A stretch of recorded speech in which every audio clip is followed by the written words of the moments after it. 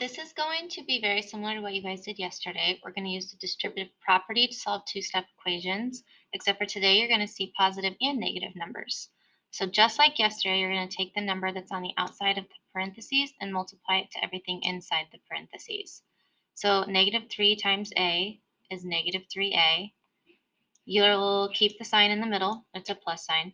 Then do negative 3 times positive 5, which would be a negative 15. So I put parentheses just to separate the negative from the plus sign.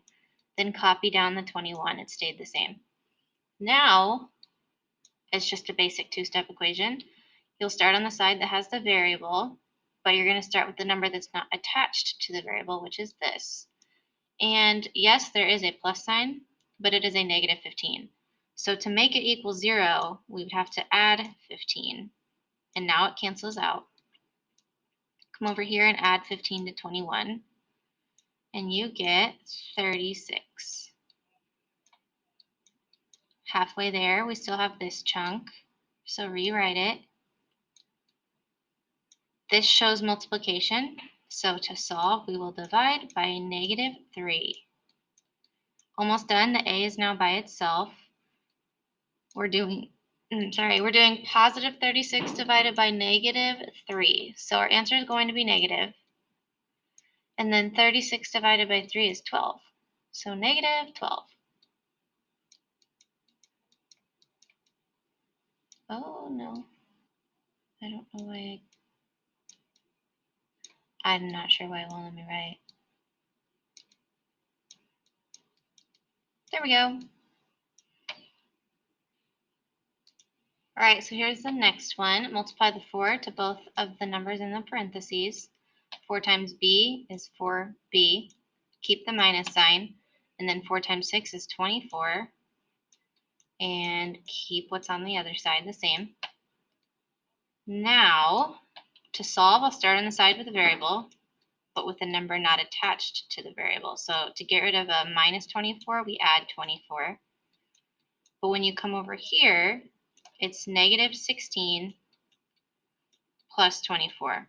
We learned last week and the week before that when you add opposite signs, you actually need to subtract them. Can't do that. Make this into a 14. 14 minus 6 is 8. 1 minus 1 is 0. And then come back up here.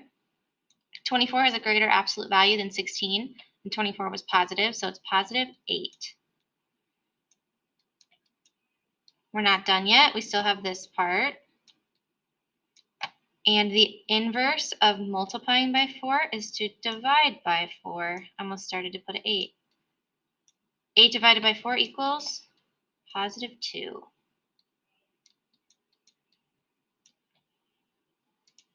All right, the third one, multiply 8 by both of the numbers in the parentheses. So 8c minus 8 times 2 is 16 equals negative 32. Start on the side that has the variable, and the inverse of subtracting 16 would be to add 16. All right, so we've got a negative plus a positive, which means we actually have to subtract them. So I'll do that over here. Borrow, make this a 2, make this a 12. 12 minus 6 is 6. 2 minus 1 is 1. Look back over here. 32 had a greater absolute value, and it was negative, which would make your answer negative 16. Copy down what you still have left. That shows multiplication, so divide by 8. We really do the same steps every time. It's just different numbers. So 16 divided by 8 would be 2, but since it's one negative being divided by a positive, it would be negative 2.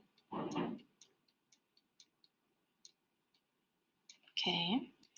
All right, and the last one, multiply negative 2 by both of the numbers in the parentheses. So negative 2k plus, in parentheses, I'll put negative 18 equals 10. The inverse here would be to add 18. I'm going really quick because I don't want to run out of time. 10 plus 18 is 28. Rewrite the part that you haven't used. Divide by negative 2, and k would equal